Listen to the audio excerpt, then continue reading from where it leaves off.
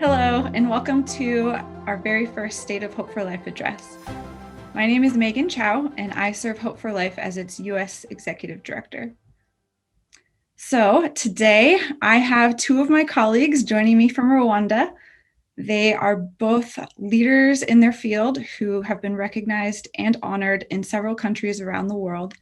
And I am very honored to call them colleagues and follow their lead as they design and execute the organization's programs in Rwanda. So would you mind introducing yourself? Hello, my name is Christophe Bonyingabo. I serve as the interim executive director at Hope for Life Rwanda, and I'm pleased to be part of this conversation. Thank you.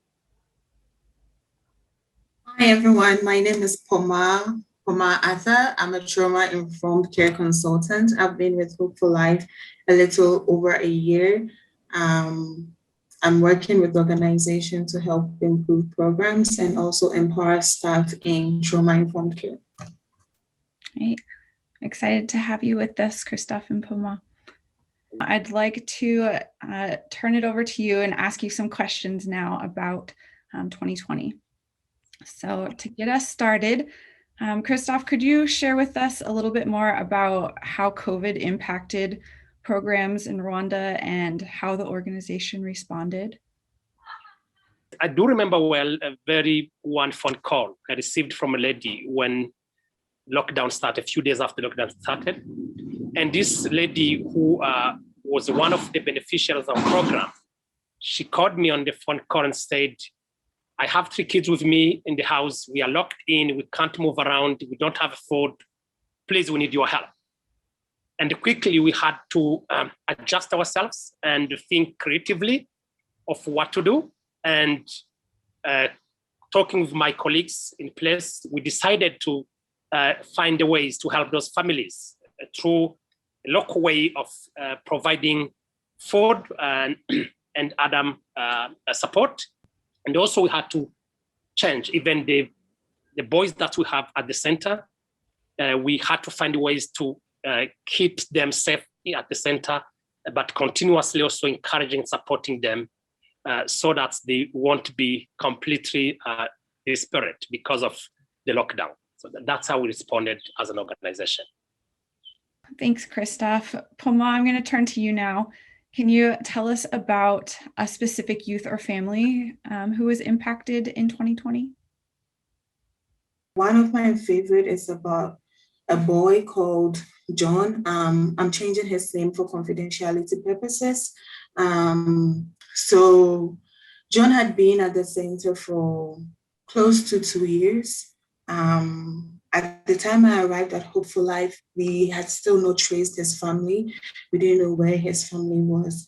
But with team effort, we finally located where his family was. And we started initiating a connection between him and the father. It was very emotional for me because listening to the conversation, the father thought John had died. And he has searched like almost everywhere he thought John could have gone and never found him. So it was such a big relief for him to know that John was somewhere and he was being taken care of. And through our various programs that we have at the center and counseling sessions that John received, he realized that though there were problems at home, there was no reason for him to have left home. And it was such an amazing transformation to see this boy who was headstrong at the beginning, who believed he was in the right, come back to say that I think I have done wrong and I want to go home and ask my father for forgiveness. It was more like the story of the prodigal son, you know, and he was like, I want to go home. John is finally home. He's in school. He loves his father loves him. He has new step siblings. He's in good terms with his stepmother, and Hope for Life is still supporting them. Well, one of the focus areas of this year was trauma-informed care. In 2019, we hired Poma, who, as she mentioned, is a trauma-informed care specialist, to help our programs and team become trained in trauma-informed care best practices. So Poma, could you tell us a little bit more about this area of focus for the organization? Yes, thank you. So last year, Hope for Life started the process of incorporating trauma-informed approaches in all of its programs. And not only the programs, but also the management of the organization.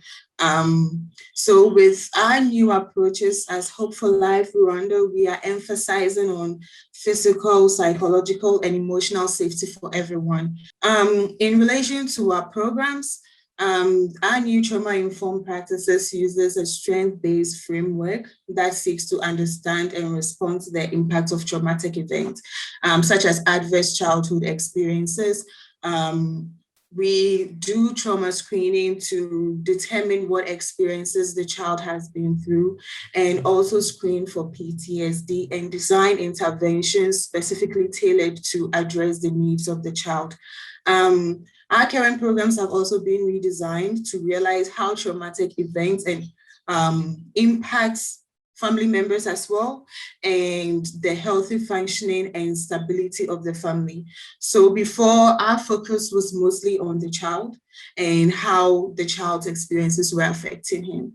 But as an organization that is looking to curb or reduce the number of youth homelessness or the number of children moving to the street, we have come to understand that the family is a key stakeholder or the main stakeholder in all of this, that unless the family is stable and healthy enough, kids will keep coming back to the street. And our case management system also takes into account the cultural, historical, and gender issues that impact families negatively. And we work with these families to identify unhealthy patterns and address those issues based on their individual experiences and their collective experiences as a family. And we work with them to expose them to healthy cultural and social practices and activities.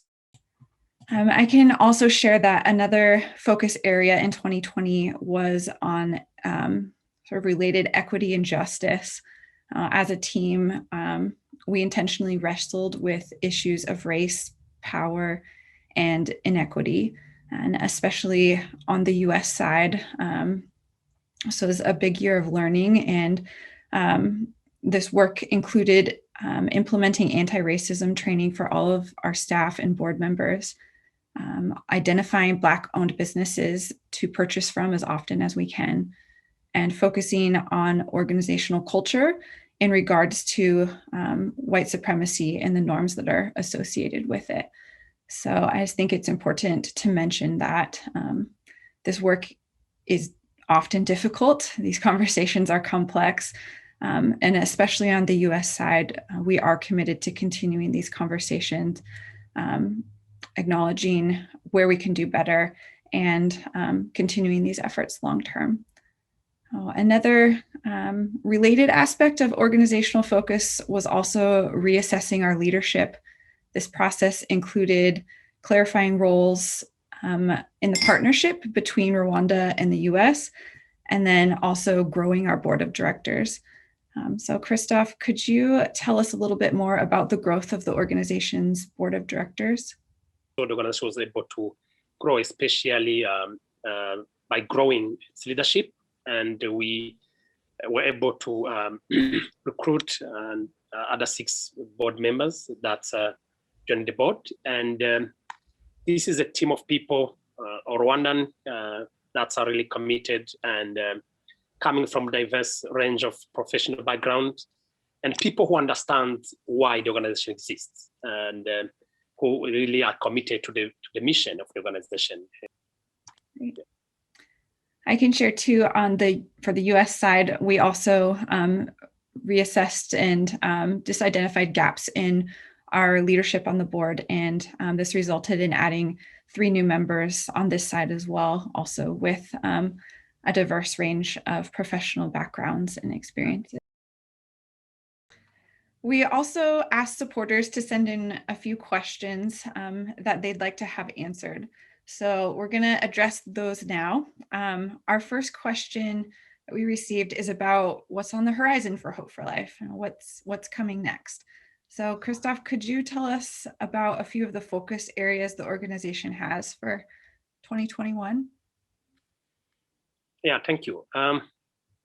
For 2021, as an organization, we've decided to make a difficult decision to really not accept any new program participant this year, and rather focus on recovering and building up from the 2020 challenges, but also building up and strengthening the program that we started, the approach that Poma explained, the trauma-informed approach, and then recruit more participants starting from 2022. Well, the next question we received is about the construction project. Could one of you give us an update about that? Thank you. Yes, the construction project has been ongoing, and at this stage, we are up to 70% of finishing the construction. And we have 3 different units. We have the administration building. We have the dormitories that we want to expand the capacity of hosting new homeless boys, but also we have a new kitchen that we also want to to provide. And all those have been moving at the same time. And at this stage, they're up to 70% of completion. Yeah, hopefully, if nothing changes, especially with the lockdowns, we hope that by this summer, the construction project we completed will be done. Great, thanks. I know we definitely are excited to have the project done and to share just the beautiful results with the greater community. So, well, our last question that we received is asking about how the pandemic impacted Hope for Life's finances. And I would be happy to answer that question. So after several years of experiencing growth, really working hard to grow the organization, like nearly every other nonprofit that I'm aware of, we experienced a decrease in operating funding in 2020 as a result of the global pandemic. When the pandemic first hit and we realized the seriousness of it, our leadership team met and immediately removed all non-essential expenses from the budget. We reduced the budget by about a quarter. And then we ended the year with a 22% overall reduction in operating revenue. In total, we raised nearly $430,000 in operating income, and then another $185,000 for the construction project. So if you are interested in seeing a more detailed breakdown of our revenue and expenses, those details are available on the finance page of our annual report. All right, well, we are going to conclude our time together now. Christoph and Poma, thank you for joining me today. And just as we close, is there anything else that either of you would like to say? Yeah, we just want to extend our appreciation for anyone who have been supporting Hope for Life and allowing families and vulnerable youth in Rwanda to have a hope again. We really thank you very much for doing that, and we hope that we continue supporting this powerful mission and the organization. Thank you. Yes. All right, well, thank you for joining us in this first ever State of Hope for Life address. If you have any questions that we didn't answer today, we welcome you to contact us at admin@hopeforlife.us. And I just want to echo Christoph's thanks and thank each of you again for being part of this challenging and simultaneously beautiful year of 2020. We know without a doubt that our mission truly can't be achieved without you. So, thank you.